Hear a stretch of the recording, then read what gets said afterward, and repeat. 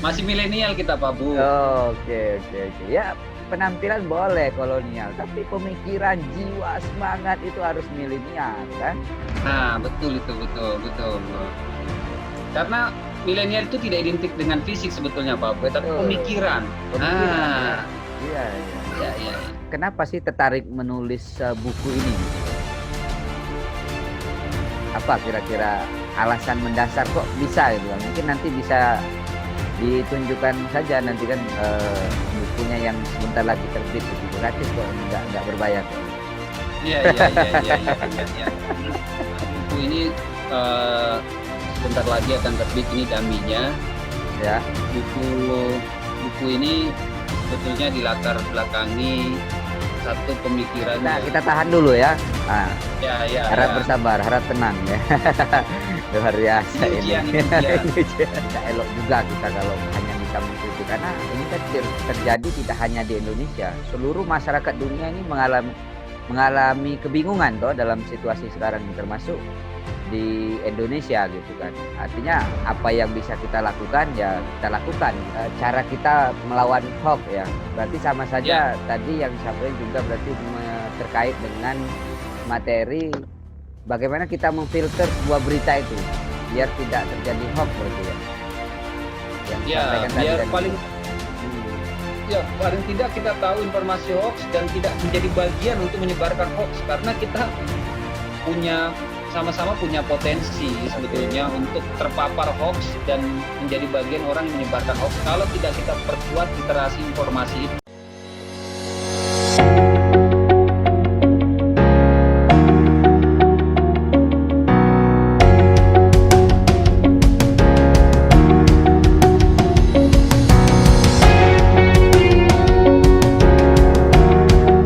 Assalamualaikum warahmatullahi wabarakatuh. Bersama saya Abu Laka Arkaida di rubrik Ruang Akademik.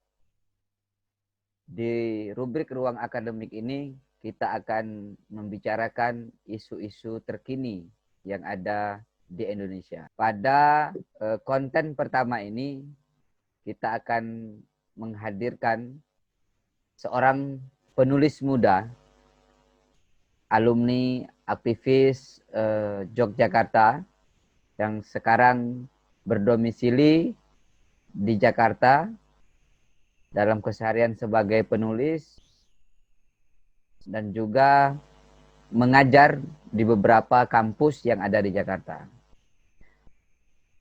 Pada saat ini yang bersangkutan menulis buku yang berjudul Problematika Komunikasi COVID-19.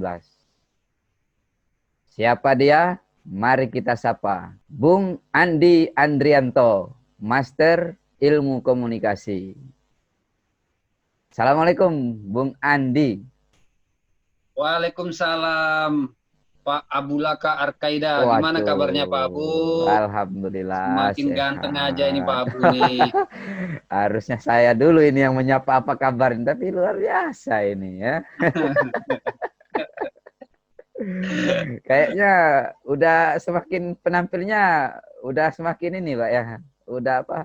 Di atasnya milenial udah ya, pecinya udah luar biasa ini ya. Masih milenial kita Pak Abu. Oke, oke, oke. Ya, penampilan boleh kolonial, tapi pemikiran, jiwa, semangat itu harus milenial kan? Nah, betul itu, betul, betul. Iya, Karena milenial itu tidak identik dengan fisik sebetulnya Pak Abu, tapi betul. pemikiran. Pemikiran ya. Ah, Iya, iya, iya. iya, iya, iya. Terima kasih sahabat Andi ya. Ini kita sapa Andi saja ya. Kan namanya Andi Andrianto gitu kan. Iya, iya, Kan iya. kalau di Jogja itu ya dalam keseharian sering kita panggil Andre. Ini kan tapi kalau di media ini kan agak-agak beda lah ya. Biar ada pembedaan gitu kan. Ini termasuk sahabat saya waktu di Jogja ini kan berjuang bersama kita kan. Tapi ya apa beda sekarang ini sudah menjadi penulis gitu kan. Sudah melahirkan beberapa Montel bareng Pak buku. Abu. Wah? Kita naik sepeda dari kampus ke Kerapia itu kan Pak Abu. Oh iya iya iya. Sepeda ontel, sepeda pemburu nabi itu Pak Abu. Masih ingat kan Pak Abu? Iya yang dulu pernah hampir ditabrak.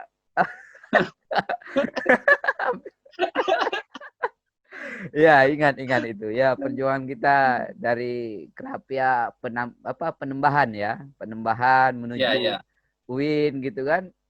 Sebelum masuk kita saling store kosakata ilmiah itu 5 kali sehari gitu kan, bahasa Inggris. Iya, iya, iya. Masih ingat toh? Pak Andre masih ingat kan? Pak Ingat. Andre? Iya, iya, iya, iya. Oke, oke, oke.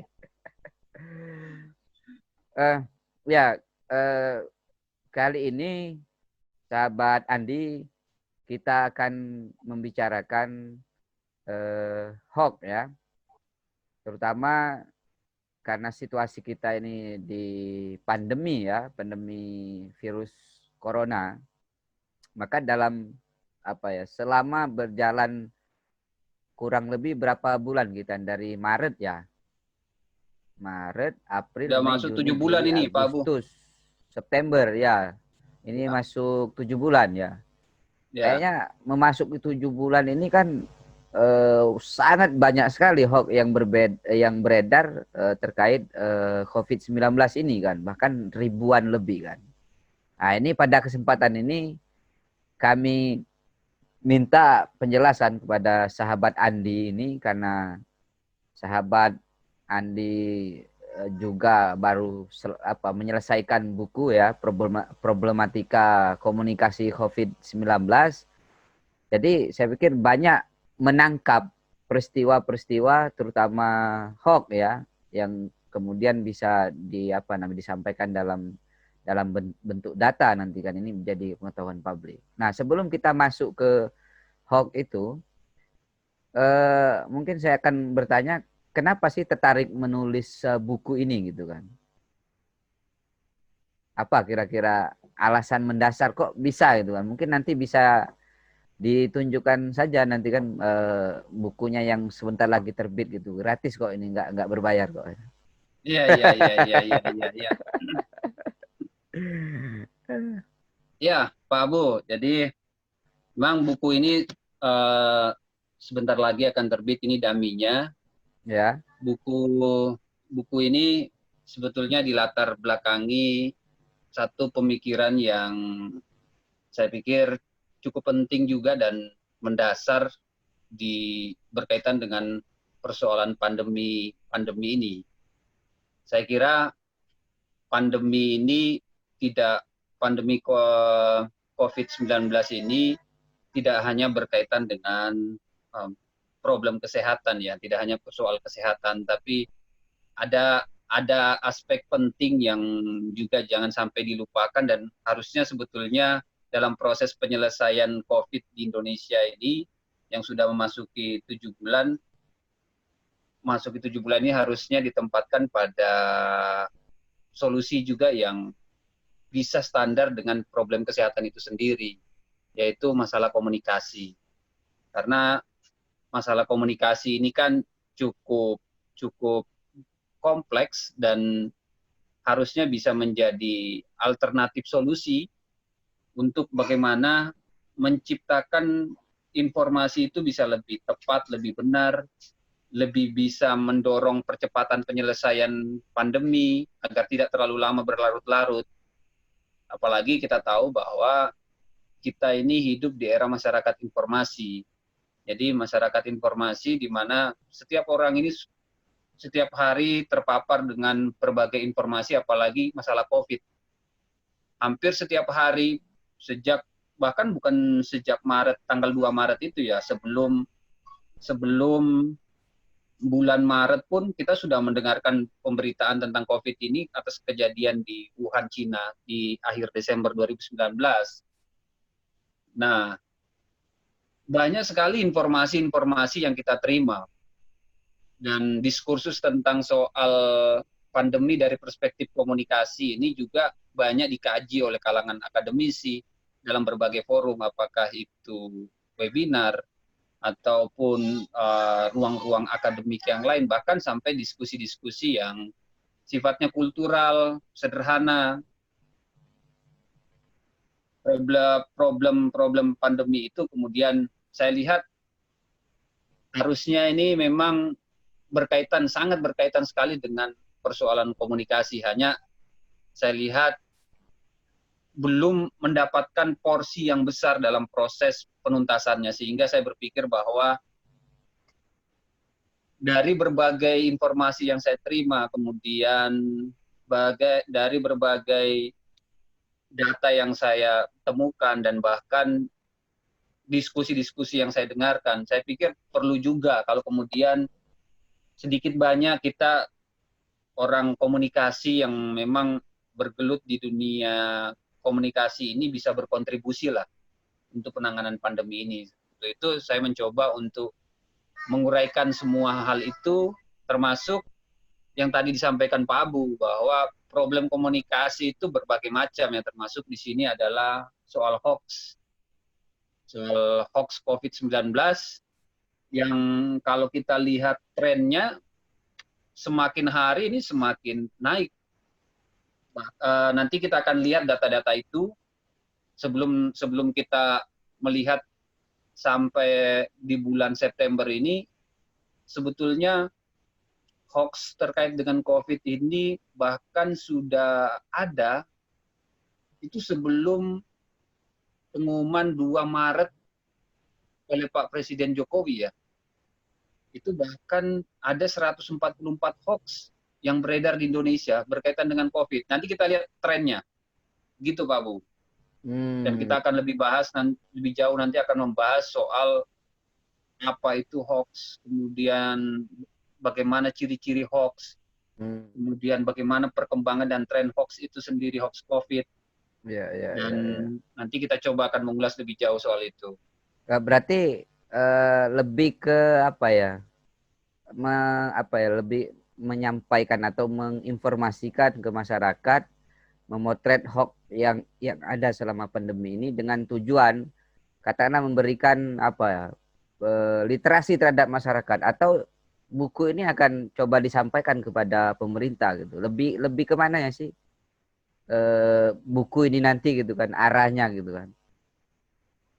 Sebetulnya buku ini tidak hanya memotret soal bagaimana fenomena pandemi dari perspektif komunikasi ya, tapi bisa juga menjadi bahan untuk kajian literasi, baik itu literasi untuk informasi publik, untuk bagaimana publik itu bisa aware dengan informasi berkaitan dengan pandemi, kemudian bagaimana juga pemerhati bisa menyikapi soal pandemi dari perspektif komunikasi, termasuk juga saya pikir di sini kan saya mengulas problem komunikasi ini juga merekomendasikan, memberikan solusi, berbagai solusi terkait dengan termasuk soal hoax di sini kepada pemerintah. Kita tahu juga saat ini pemerintah sudah bekerja secara maksimal sebetulnya, hanya karena memang pandemi ini merupakan hal yang baru dan dinamis. Saya kira bukan waktunya untuk kemudian menyalahkan atau menuntut lebih pada pemerintah, tetapi saya pikir siapapun dari diri kita ini bisa berperan untuk kemudian memberikan kontribusi, baik itu pemikiran maupun apapun itu yang bisa kita berikan, dan langkah-langkah yang lain termasuk pada pemerintah yang hari ini memang berjuang keras untuk kemudian menyelesaikan atau menangani pandemi ini biar kita cepat berlalu lah, karena pandemi ini membuat krisis multidimensi begitu luar biasa dan cukup panjang ya, dan banyak sektor yang kemudian terdampak, dan harapan kita semua dan itu menjadi cita-cita ya buat kita semua di masa pandemi ini, agar ayo kita bergerak bareng, berkontribusi bareng apa yang bisa kita lakukan untuk kemudian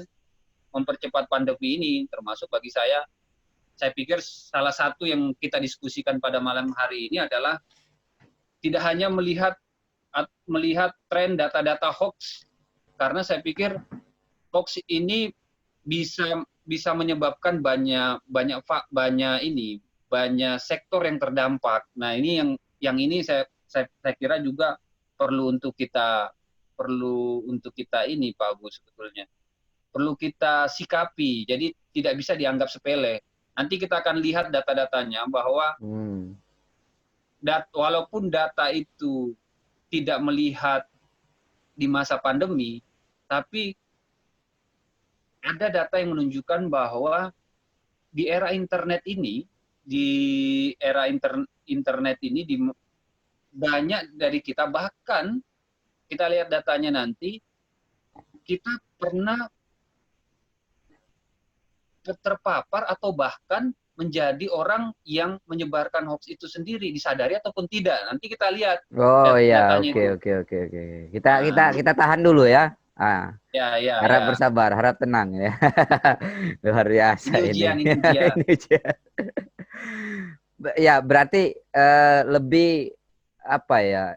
Ya, memang sih artinya meskipun banyak terjadi, ada yang mengkritik, ada yang bagaimana, yang saya pikir tidak elok juga kita kalau hanya bisa mengkritik, karena ini kan terjadi tidak hanya di Indonesia, seluruh masyarakat dunia ini mengalami kebingungan toh dalam situasi sekarang ini, termasuk di Indonesia gitu kan. Artinya apa yang bisa kita lakukan ya kita lakukan gitu kan, termasuk sahabat Ya, Andi ini artinya membuat buku ini, menulis buku ini ya apa namanya, dengan tujuan apa ya, mudah-mudahan bisa memberikan solusi terhadap masyarakat dan juga memberikan pelajaran ya betapa bahayanya hoax itu. Nah, apa sih sahabat Andi bisa menjelaskan mungkin apa hoax itu apa sih, biar mungkin masyarakat apa namanya melihat tayangan kita ini kan bisa oh ini hoax itu kan, alurnya itu bagaimana gitu kan, artinya siapa saja sih yang, atau jangan-jangan kita semua ini punya potensi untuk menciptakan hoax itu kan. Nah, itu ya, gimana sahabat Andi? ya. Penyebaran hoax hari ini di masa pandemi itu sebetulnya tidak lepas dari perkembangan tren media yang hari ini cukup banyak digunakan, yaitu media yang berbasis pada internet. Ini bukan menyalahkan ada keberadaan internet itu sendiri, tapi tidak dapat dipungkiri bahwa keberadaan internet ini juga mendorong penyebaran hoax, termasuk hoax COVID yang ada di Indonesia hari ini. Seorang pakar sosial internet, Kieron Uhara, mengatakan bahwa dalam era internet hari ini bercampur antara informasi yang benar, informasi yang salah, dan keyakinan. Inilah yang terjadi hari ini di era yang internet tersebut. Termasuk susah kita membedakan secara tegas kadangkala antara mana informasi yang benar, mana informasi yang salah, mana yang palsu, dan mana yang menjadi informasi yang kita yakini sebagai kebenaran. Itu batasan yang tegas agak sulit kita bedakan. Itulah yang disebut dengan era post-truth ya. Jadi era di mana susah sekali kita melihat batasan yang tegas antara satu hal dengan hal yang lain. Apa sebetulnya disebut dengan hoax yang menjadi pembahasan atau yang menjadi obrolan kita, Pak Bu, malam hari ini? Dalam Cambridge Dictionary disebutkan hoax intinya adalah tipuan. Jadi hoax adalah sebuah tipuan atau yang biasa populer dikenal adalah tidak sesuai dengan fakta lah. Dan disebut seperti itu. Nah, ini saya coba untuk melihatkan atau menyampaikan data yang saya juga masukkan di dalam buku saya ini berkaitan dengan survei Mastel tahun 2017. Kita akan melihat dulu bagaimana perilaku masyarakat di Indonesia berkaitan dengan media sosial, kaitannya dengan hoax. Ini walaupun dipotret bukan di masa pandemi, tapi kalau kita melihat data, nanti kita akan melihat data hoax di media sosial, perilaku ini tidak jauh berbeda saya lihat. Misalnya di sini, data survei Mastel tanggal 7 Februari 2017 terhadap 1.116 responden di Indonesia. 44,3%, pertanyaannya begini, seberapa sering menerima berita hoax? 44,3% itu angka tertinggi. Setiap hari masyarakat kita di Indonesia itu menerima informasi hoax. Kemudian di sini 17,2% itu lebih dari 1 kali sehari. Artinya dalam sehari, setiap hari kita menerima hoax dan lebih dari sehari berita hoax yang kita terima. Apa saja model-model konten hoax itu? Ini yang penting juga saya kira untuk kemudian kita sikapi, dan ini ada rujukannya, Pak. Ada rujukannya.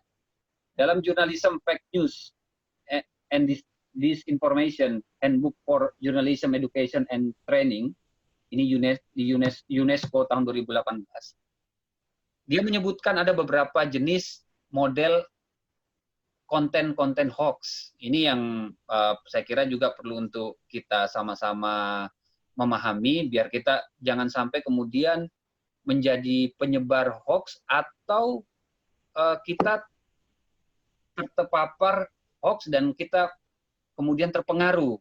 Misalnya satu, konten yang termanipulasi. Biasanya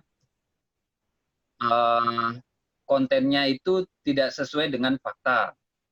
Jadi bisa dimanipulasi oleh oknum atau siapapun yang penyebar hoax. Kemudian di sini juga disebutkan adalah teori konspirasi. Nah, ini hoax. Ini juga hoax bisa bekerja melalui teori konspirasi. Teori konspirasi misalnya, oh ini ada pertarungan dagang antara siapa dengan siapa, negara A dengan negara B. Ya, itu sebagai suatu perspektif atau pendapat itu sah-sah saja, tetapi ini susah juga untuk kemudian dibuktikan, dan di sini sudah disebutkan bahwa bisa saja hoax itu masuk melalui teori konspirasi yang seperti ini. Kemudian ada propaganda yang bisa mempengaruhi banyak khalayak, memprovokasi. Kemudian ada konten yang dibuat-buat. Ini ada konten yang dibuat-buat. Ini juga merupakan jenis hoax. Kemudian konten yang tidak nyambung antara judul, isi, bahkan dengan gambar misalnya.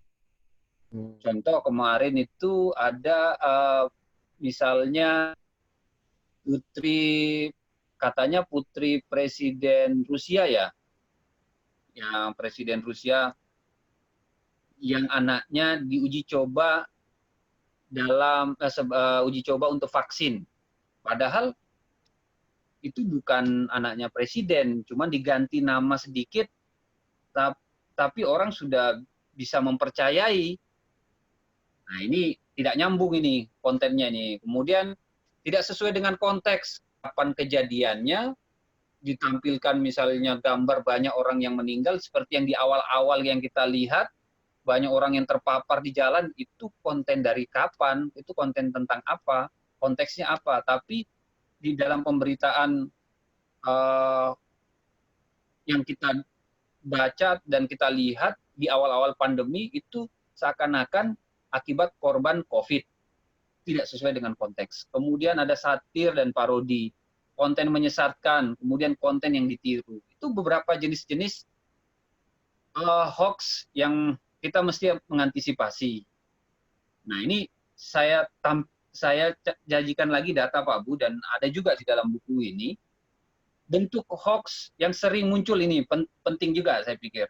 Dan sampai hari ini terjadi Pak Bu. Ini riset dari Mastel 2017, sekarang 2020. Itu berarti sudah berjalan 3 tahun, tapi masih relevan.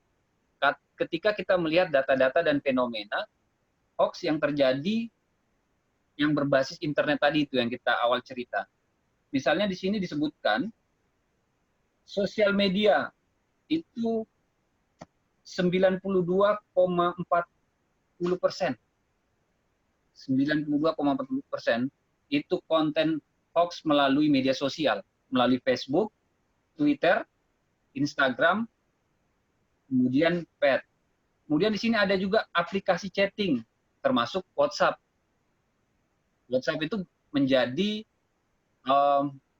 sarana penyebar hoax yang juga cukup tinggi nih, 62,80%. Bentuk penyebaran hoax seperti apa yang paling banyak digunakan dan diterima masyarakat? Dalam bentuk di sini adalah disebutkan tulisan, yaitu 62,10%. 62 artinya lebih banyak bentuk hoax yang kita terima itu melalui teks, Pak Bu. Ini hati-hati, pesan ini diteruskan. Tidak jelas sumbernya dari mana, tiba-tiba kita meneruskan, kita percaya, kita bagi kepada masyarakat yang lebih luas. 62% bentuk konten hoax yang diterima itu melalui tulisan. 37,50% ini gambar. Artinya lebih banyak tulisan. Nah, di sini benar yang dikatakan dengan Jacob Elmey, seorang ahli bahasa dari Denmark. Dia mengatakan bahwa banyak instrumen dimanipulasi yang paling sering digunakan itu melalui bahasa. Ini hati-hati memang. Nah, itu kira-kira Pak Bu.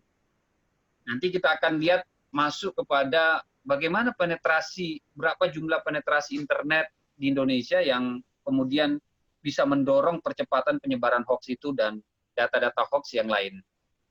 Ya, kira-kira dampaknya hoax ini apa sih, gitu kan? Karena kan sangat mengerikan lagi, sangat mengerikan kan dampak. Misalkan ketika orang menyebarkan satu informasi, apalagi informasi itu menyebabkan konflik gitu kan. Kayak misalkan kemarin ada penyerangan Polri ke apa? Ya TNI ya, TNI ke salah satu polsek itu ya. Itu katanya salah informasi juga gitu kan. Saya pikir banyak lah ya peristiwa-peristiwa besar gitu, peristiwa berdarah itu terjadi karena apa ya? Ya misinformasi gitu kan. Nah, sahabat Ya. Andi bisa menjelaskan apa sih dampak dari hoax itu sendiri gitu kan. Karena kita ini kan terbiasa ada grup informasi grup sebar gitu kan, biar dianggap orang aktif atau bagaimana gitu kan, tanpa verifikasi gitu. Nah, dampaknya itu apa sih kira-kira gitu kan? Ya, sebelum ke situ Pak Bu, ini kita sampaikan juga berkaitan dengan dampak itu. Ini melihat data misalnya, jumlah pengguna internet di Oh Indonesia ya. ini 175. Nah, berarti kan sangat 175 juta mengerikan tuh, Pak. ada potensi 175 juta berarti ya. Orang melihat hoax itu Ya ada betul. potensi berarti kan. Pada potensi situ kalau melihat bagaimana pengguna internet di Indonesia itu begitu tinggi. Dan mereka Ya, ya. menghabiskan waktu di situ ternyata 7 jam 59 menit. Artinya hampir Sehari. 8 jam sehari Sehari. Wah. untuk melihat internet itu. Ini data dari Hotsuite Ya, Januari ya. 2020. Media sosial apa yang di sini kita lihat bahwa Indonesia merupakan 5 negara masuk dalam 5 besar sebagai negara pengakses internet tertinggi. Dan paling banyak digunakan aksesnya itu adalah melalui ponsel Pak Bu. Yang Pak Bu pakai itu, yang saya pakai, itu banyak kita habiskan waktu di situ 4 jam 46 menit untuk mengakses internet. Ternyata dalam waktu itu, paling banyak mereka menghabiskan waktunya itu menggunakan aktif di media sosial selama 3 jam 46 menit. Sehari. Sehari. Dengan demikian, total pengguna aktif media sosial di Indonesia ini 59% atau 160 juta dari total penduduk Indonesia. Media sosial apa saja yang digunakan paling banyak? Yaitu YouTube, paling 3 besar aja saya sampaikan di sini Pak Bu. YouTube 88%, WhatsApp itu 40, di sini saya sebutkan, YouTube 84%, saya bandingkan dengan, saya korelasikan dengan data BPS Februari 2019 untuk masyarakat usia produktif sebanyak 196 juta jiwa. Kalau dikalikan dengan 88% pengguna YouTube di Indonesia, berarti ada 172 juta pengguna YouTube di Indonesia. WhatsApp 84% itu 164 juta, Facebook 82%, 160 juta jiwa. Data-data ini menunjukkan bahwa tinggi sekali penetrasi internet di Indonesia, penetrasi media sosial di Indonesia, sehingga kalau tidak hati-hati, penyebaran hoax begitu mudah dan bisa memberikan pengaruh. Sebelum ke situ, saya coba menyajikan juga, ini data tentang jumlah hoax, Pak Bu.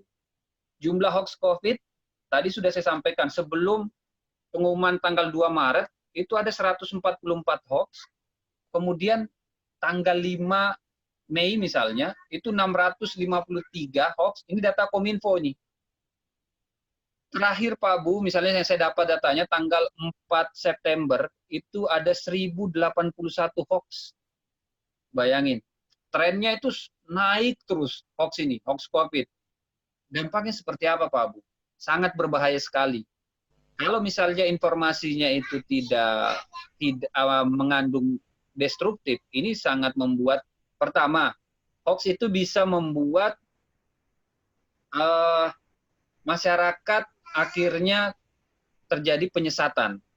Ya kalau baik, kalau yang nggak baik, saya membaca penolakan terhadap korban COVID yang dimakamkan. Itu juga bagian dari informasi hoax yang diterima oleh masyarakat. Masyarakat tidak teredukasi di awal-awal pandemi, ditambah dengan hoax. Ini membuat masyarakat ini semakin panik. Padahal itu kan tidak sesuai dengan kebenaran. Ya kalau baik misalnya, contoh misalnya ada juga informasi hoax yang baik, dan masih barangkali Pak Abu juga melakukan. Contoh misalnya di awal pandemi kita dapat informasi kalau berjemur di bawah matahari itu bisa menghilangkan COVID. Itu kan juga sebetulnya hoax, tapi karena menyehatkan ya sudahlah, kita lakukan sajalah. Itu ya kalau yang bagus. Nah, kalau kemudian tidak dikelola secara baik, hoax juga bisa membuat data yang benar itu bisa tidak dirujuk oleh masyarakat. Data misalnya dari pemerintah, data dari masyarakat, data dari kementerian yang bagus, yang benar itu akhirnya bisa dialihkan oleh hoax itu sendiri. Nah ini berbahaya sekali informasi hoax itu yang membuat masyarakat teralihkan antara informasi yang benar menjadi informasi yang tidak benar. Ketidakpastian semakin panjang, situasi entropi yang tidak pasti itu semakin panjang. Nah sekarang padahal yang dibutuhkan masyarakat di era sekarang itu adalah informasi yang benar, informasi yang menjadi rujukan, karena data yang benar itu bukan hanya sebatas informasi Pak Bu, tapi dia bisa mengedukasi, dia bisa membuat masyarakat itu aman dalam situasi seperti ini, nyaman, jelas. Harus bagaimana kita ini di masa COVID, ini harus jelas. Belum lagi misalnya kalau informasi ada bantuan penanganan COVID yang jelas, itu membuat masyarakat kan aman dan nyaman. Tapi kalau ada informasi tentang bantuan dari siapapun, tapi itu bernada hoax, ini membuat masyarakat semakin bingung, semakin tidak percaya dengan pengelola siapapun yang memberikan bantuan itu, sehingga membuat situasi ini semakin lama dan bisa menurunkan daya imun juga, Pak Bu. Nah ini yang berbahaya. Padahal dalam kondisi saat ini kan kita pikiran harus tenang, jiwa juga harus tenang, jangan sampai dibuat kacau, membuat situasi ini kepanikan semakin banyak, sehingga semakin banyak yang kemudian terpapar oleh COVID. Saya kira begitu Pak. Ya, artinya dampak hoax itu sendiri sangat membahayakan ya. Apalagi pada situasi sekarang, misalkan hoaxnya yang membuat orang panik gitu kan. Padahal berita itu tidak terjadi gitu kan. Semakin orang panik, tingkat stres tinggi gitu kan, sehingga imunnya sangat rendah gitu kan. Dan ya ketika imun rendah kan virus sangat mudah masuk ya. Nah, untuk kemudian biar hoax ini tidak katakanlah tidak bertambah dan orang punya kesadaran, berarti kan harus ada usaha untuk kita bersama melawan hoax ini. Nah, sahabat Andi punya strategi apa gitu kan, atau punya tawaran misalkan di dalam buku itu ditulis bagaimana sih kita melawan hoax gitu kan secara bersama gitu. Ya, saya kira untuk melawan hoax apalagi di media sosial yang hari ini kita semua sebagai pengguna dari media sosial ini, Hmm. saya kira kita mesti harus punya kesadaran yang sama soal bagaimana melakukan Hmm. filter ataupun perlawanan terhadap hoax di media sosial. Yang pertama saya pikir juga kita mesti melakukan cek kebenaran dari informasi itu. Oke. Dicek dulu ini apakah informasi ini benar atau tidak. Hmm. Jangan langsung mudah di-share. Paling tidak kita bisa melihat judulnya, ini apa, hati-hati dengan judul-judul yang bombastis yang menggunakan, saya tidak menyalahkan pembuatan judul dengan clickbait, tapi hati-hati dengan judul-judul yang pola seperti ini. Biasanya karena ini menjadi trik untuk menarik pembaca, hati-hati dengan judul-judul yang provokatif. Kemudian cek apakah paling nggak ada sumbernya atau tidak. Ini dari media, misalnya dari media sosial yang terverifikasi Dewan Pers atau tidak. Kita tahu bahwa menurut Dewan Pers ada 47.000 ya tahun 2019 media media online yang ada di Indonesia, tapi hanya 2.700 yang terverifikasi. Artinya masih banyak media sosial yang tidak terverifikasi Dewan Pers yang tidak banyak menjadikan undang-undang pers ataupun kode etik jurnalistik sebagai rujukan dalam kerja-kerja profesional jurnalisnya mereka, sehingga informasi yang tidak benar pun bisa dimasukkan. Nah, itu dicek. Nah, kemudian tidak melakukan copy paste ini, mudah copy paste. Dapat informasi tiba-tiba nggak diverifikasi atau tidak dinalar, coba sejenaklah kita berdiam memahami informasi itu apakah 3 menit, 5 menit atau 10 menit untuk apakah benar informasi ini atau tidak. Misalnya informasi tentang air kelapa dicampur jeruk nipis itu bisa menyembuhkan hoax, itu bisa menyembuhkan COVID.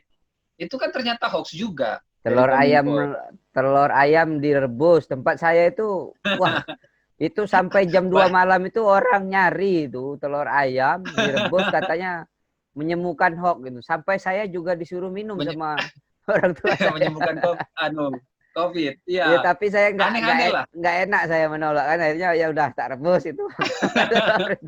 Artinya terpengaruh juga kan Pak Abu kan? Iya, itu orang juga. Apa ya, sekabupaten Oki itu mungkin itu. Wah, ini pengusaha Iya. telur jangan-jangan yang menyebar hoax ini. Bisa jadi. Jangan-jangan kita nggak nuduh ya. Ya. Kemudian laporkan juga ke Kominfo melalui aduan konten@gmail.kominfo.go.id. Bisa. Kemudian laporkan ke polisi. Sekarang kan juga sudah banyak yang ditindak ya oleh polisi berkaitan dengan itu kasus hoax. Kemudian cek dulu informasinya melalui covid19.go.id. Bisa kita cek di situ. Kemudian cross check informasinya ke Mavindo. Ini juga masyarakat anti ini ya, informasi-informasi yang termasuk informasi fitnah dan hoax seperti ini. Kemudian pemberian sanksi jelas ya. Sanksi ini kan sudah ada di undang-undang itu. Bahwa pelanggaran atas ini 1 miliar atau kurungan 6 tahun. Kemudian yang terpenting juga adalah memperkuat ini literasi informasi kita ini. Kita tahu bahwa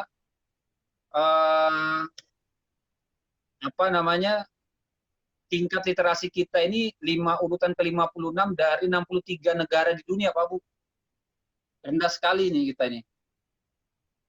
Nah, kemudian juga yang penting adalah ini hasil The ASEAN Senior Official Responsibility for Information SOMRI di Filipina tanggal 2 sampai 23 Maret menghasilkan 3 nilai etika di media sosial, media cyber. Ini disingkat dengan RIDI. Pertama adalah responsibility, tanggung jawab. Kita harus bertanggung jawab atas informasi yang kita terima. Kita harus bertanggung jawab, apalagi kalau kita sebarkan informasi itu. Nah, ini penting. Kemudian empati. Apakah ini informasi ini punya dampak kepada masyarakat? Kita harus empati. Kalau misalnya benar, alhamdulillah. Tapi kalau nggak benar, apalagi menyesatkan. Ini yang bahaya, termasuk hoax. Kemudian tadi yang ketiga adalah otentik. Ini otentik, Pak Bu. Kita harus berjaga bahwa kita harus nyatakan bahwa konten ini benar atau tidak, asli atau tidak. Nah, itu yang tadi yang mesti diverifikasi juga. Kemudian ada disebutkan di sini discernment atau kearifan kritis terhadap informasi yang diperoleh sebelum kita mengambil dan menyebarkan. Nah, yang terakhir adalah integriti, Pak Bu. Integriti, kita harus melakukan yang benar. Kalau memang informasi itu benar, kita suarakan. Kalau kemudian informasi itu salah, ya jangan kita sebar. Bahkan kita edukasi masyarakat bahwa informasi ini salah. Nah, ini saya pikir kita mengambil peran-peran itu untuk kemudian bagaimana menangkal hoax ini agar tidak kemudian semakin meningkat. Ini kan kekhawatiran juga bagi kita semua, Pak Bu. Hoax di Indonesia ini semakin lama semakin meningkat. Data tadi sudah saya sampaikan. Dari misalnya sebelum COVID 144 hoax, sampai tanggal 4 September 1081 hoax. Ini kan berbahaya sekali kalau kemudian kita tidak mengambil bagian untuk kemudian menangkal hoax tersebut. Saya kira itu, Pak Bu. Berarti tadi itu kan bisa juga dikatakan yang disampaikan sebelumnya tadi selain apa namanya? Itu kan ikhtiar atau usaha bagian cara kita melawan hoax ya. Berarti sama saja tadi yang disampaikan juga berarti terkait dengan materi bagaimana kita memfilter sebuah berita itu biar tidak terjadi hoax berarti ya. Yang disampaikan tadi biar kan paling ya paling tidak kita tahu informasi hoax dan tidak menjadi bagian untuk menyebarkan hoax karena kita sama-sama punya potensi sebetulnya untuk terpapar hoax dan menjadi bagian orang yang menyebarkan hoax kalau tidak kita perkuat literasi informasi itu. Literasi informasi, literasi data kita, ini bahaya sekali. Oke, sahabat Andi, ini di penghujung obrolan kita ini, kira-kira apa yang mau disampaikan terhadap masyarakat, terutama netizen lah ya, di apa namanya, masyarakat dalam dunia maya ini kan, karena kita hampir 175 juta, terbesar nomor 5 dunia ya pengguna di internet dan sangat potensi, artinya ketika hoax itu disebarkan di dunia maya gitu kan, artinya bisa menyampaikan semacam mungkin apa himbauan mau disampaikan masyarakat dan juga pemerintah gitu sebagai penutup perbincangan kita kali ini. Ya, kalau kita berdasarkan obrolan dari awal sampai di penghujung acara ini kita, Pak Bu, data-data sudah kita sajikan bagaimana pengguna media sosial kita di Indonesia ini tinggi sekali dan hampir semua kita sekarang banyak menggunakan media sosial sebagai bentuk komunikasi dan interaksi di berbagai berbagai bidang. Dan di era sekarang tadi udah jelaskan bahwa yang paling banyak digunakan untuk penyebaran hoax itu di media sosial. Nah, ini kita mesti hati-hati betul dalam penggunaan media sosial dan sebisa mungkin melakukan filter terhadap informasi itu penting sekali untuk mencek kebenaran fakta informasi yang kita terima. Ini paling tidak kalau kita punya kesadaran seperti itu, saya kok meyakini walaupun hoax itu tidak bisa dihapus 100%, tapi paling nggak bisa mengurangi atau meredam laju informasi hoax. Kita kalau literasi informasi ini kita kuatkan, saya yakin kok tren informasi hoax ini bisa menurun, bukan semakin naik.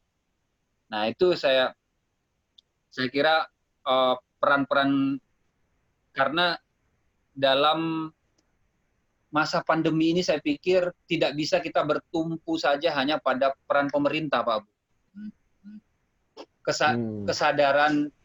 kesadaran publik atau masyarakat ini perlu juga kita kuatkan di situ untuk kemudian berpartisipasi secara bersama untuk melawan hoax dengan peran-peran yang kita mainkan termasuk di media sosial tadi.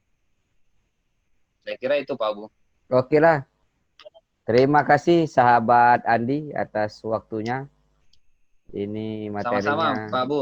sangat informatif ya, artinya memberikan literasi terhadap masyarakat betapa bahayanya hoax itu dan bagaimana cara mencegah hoax itu, dan kita harus bersama-sama ya untuk memerangi Bijak hoax ini. dan penting juga Pak Abu, bijak dalam bermedia sosial itu. Oh ya, ya. Bijak bermedia sosial, cerdas dalam bermedia sosial. Nah, ini penting itu.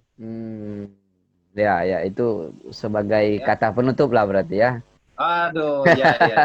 Ya, ya sahabat Andi, nanti kita akan ketemu lagi di lain kesempatan yang saya pikir ini sebagai konten perdana ya, kita karena saya pikir buku ini perlu kita gali lebih jauh kan agar memberikan kesadaran atau semacam proses pembelajaran kepada masyarakat terkait bagaimana sih bermedia sosial dengan bijak itu kan, karena salah sedikit kita menyampaikan informasi atau kita ikut andil menyebabkan hoax itu kan akan berdampak sangat sangat bahaya sekali gitu kan. Betul. Begitu sahabat Adi. Ya, terima kasih Pak Bu atas kesempatannya. Semoga obrolan kita ini bisa memberikan manfaat dan beri kontribusi dalam percepatan penanganan COVID dan termasuk dari aspek komunikasi itu Pak Bu. Salam komunikasi. Salam. Ya, mudah-mudahan beberapa bulan ke depan gitu kan, yang selanjutnya, karena ini Jakarta kayaknya kembali situasinya kembali mencekam lagi ya. Tanggal 14 kayaknya Pak Gubernur menetapkan PSBB lagi ya. Ya mudah-mudahan kita semua terhindar gitu kan dari mara bahaya. Jaga kesehatan selalu Pak Bu. Ya, sama-sama. Jaga kesehatan, jaga jarak. Siap. Sering cuci tangan dan menggunakan masker. Masker, ya itu yang terpenting. Itu ya, wassalamualaikum warahmatullahi wabarakatuh. Waalaikumsalam warahmatullahi wabarakatuh.